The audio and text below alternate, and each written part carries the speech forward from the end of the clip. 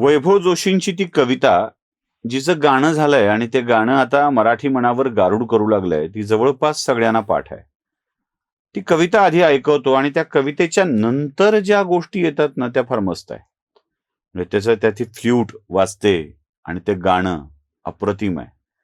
याच गाण्याचा संदर्भ घेऊन मी तुमच्याशी पुढे बोलणार आहे आणि काही गमती सांगणार आहे. मन तुझं जलतं रंग, लहरी तुझा साज. मन तुझं जलतं रंग, लहरी तुझा साज, दरवेळी परकी वाटते ओळखीची गाज.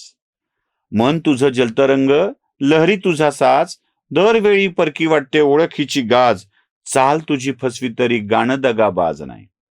चाल तुझी फसवी तरी गाणं दगाबाज नाही. भरतीचा माज नाही, ओहोटीची लाज नाही. आता हे गाणं जे आहे ना, छबीदार छबी मी तोऱ्यात उभी, जशी चांदणी चमचम नभी, अप्रतिम गाणं आहे.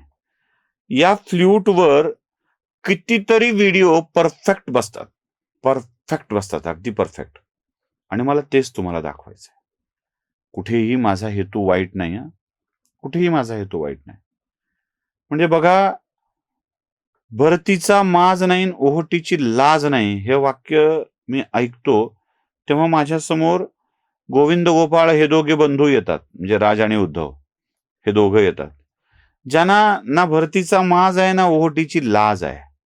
अगदी स्थितप्रज्ञ स्थितीमध्ये हे वावरत असतात. म्हणजे तुम्हाला दाखवू काय गंमत, एक छोटासा व्हिडिओ बघा.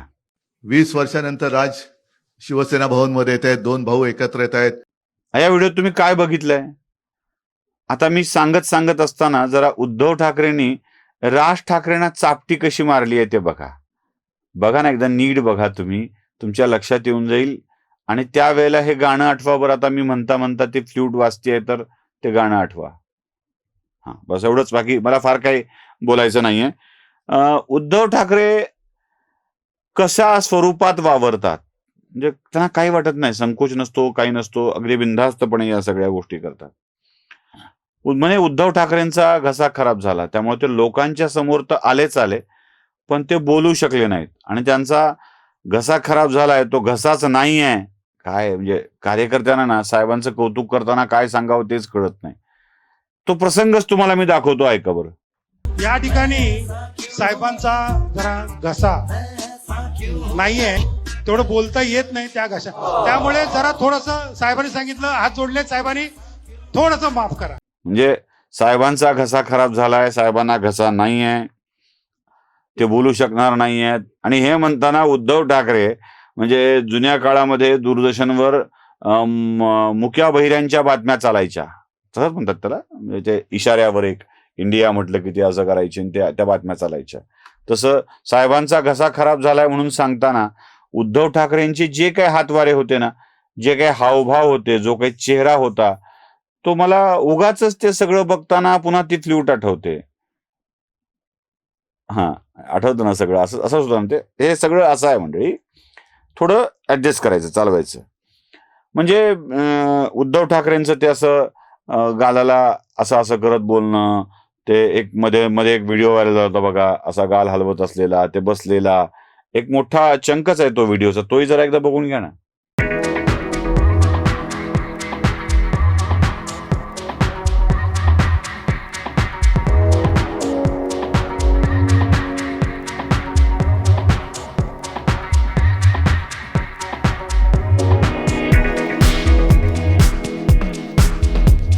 बघितलं ना, हे असे वागत असतात, असं बोलत असतात. उद्धव ठाकरेंच्या याच स्वभावामुळं, याच हालचालीमुळं उद्धव ठाकरे मला अगदी छान माणूस वाटतात. म्हणजे कसं, काय जे आहे ते दाखवायचं, लपवायचं काहीच नाही, स्पष्टपणे समोर येऊन सगळं जगाच्या समोर मांडून टाकायचं. म्हणजे अगदी बेदरणारे उद्धव ठाकरे, ते फटाक्याचा बॉम्ब असतो ना, तो आपला कागदी बॉम्ब फुटला की बेदरणारे उद्धव ठाकरे, मध्येच ते असं लचकत असं करणारे उद्धव ठाकरे, हे जे सगळं आपण बघितलंय, ते सगळं ते लपवत बिपवत काय नाही, सरळ जगाच्या समोर आणतात. कारण त्यांना माहित आहे, भरतीचा माज नाही, ओहोटीची लाज नाही. हे सगळं असं आहे मंडळी. काही ते चिंता करत नाहीत.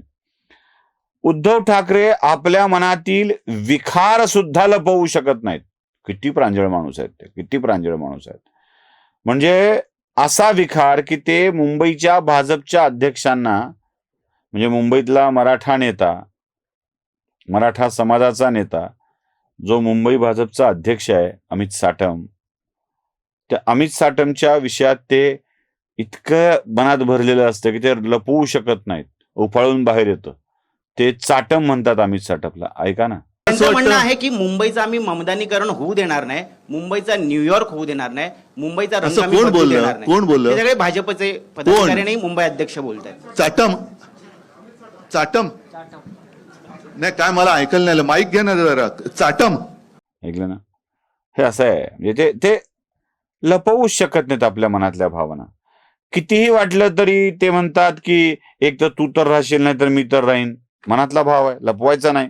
वाटलंय त्या समोर प्रामाणिकपणे. आरसा, ज्यांची इमेज म्हणजे आरसा आहे, आरसा. अगदी लख्ख सूर्यप्रकाश, लख्ख पाण्या इतकी.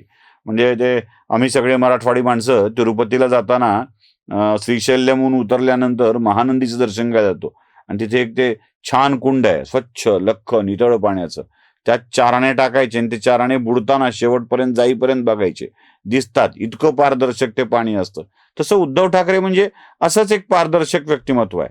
म्हणजे जे फडणवीसांना खादाड म्हणू शकतात, तू तर राहशील नाही तर मी तर राहीन म्हणू शकतात, सूड हवाय म्हणू शकतात, सगळं ते म्हणू शकतात. उद्धव ठाकरेंच्या व्यक्तिमत्वातल्या याच पारदर्शक कृती आपल्याला भावून जातात आणि कळतं यांना भरतीचा माज नाही, ओहोटीची लाज नाही.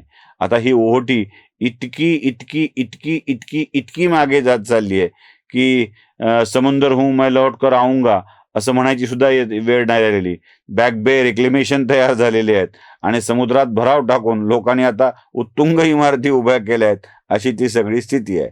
पण पटलं ना तुम्हाला ते किती तरल, स्वच्छ, सुंदर व्यक्तिमत्व आहेत ते. नमस्कार. स्वधर्म जागृतीचा विधायक बुरुज